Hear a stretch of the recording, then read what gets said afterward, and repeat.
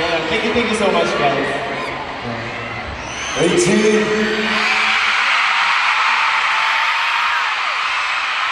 18.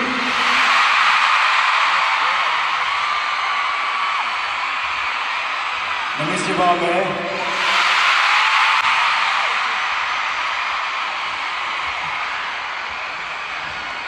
To be honest, sobrang namiss namin kayo.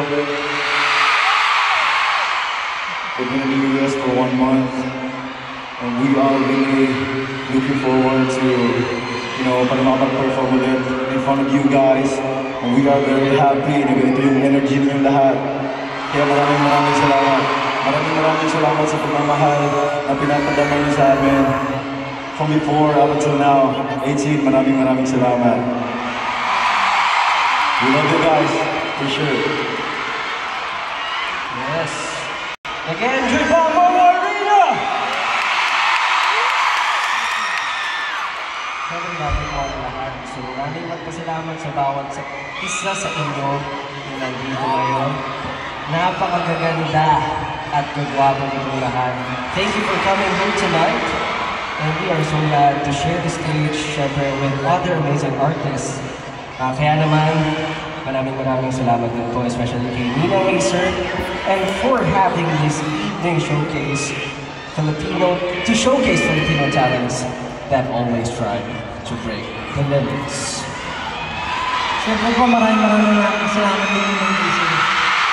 Kung wala si Nina Racer, walang Racer Day. Okay ba yun? Gusto natin tao ngayon.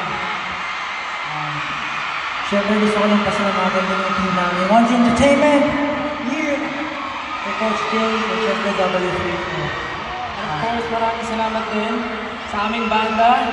Guys, palakpakan naman namin ang aming banda. Migs for playback, Joko on guitars, Paul on drums, Romel on bass, and for keyboards at ang aming musical director, nag-iisang Derek Jemplo ito. Thank you so much po.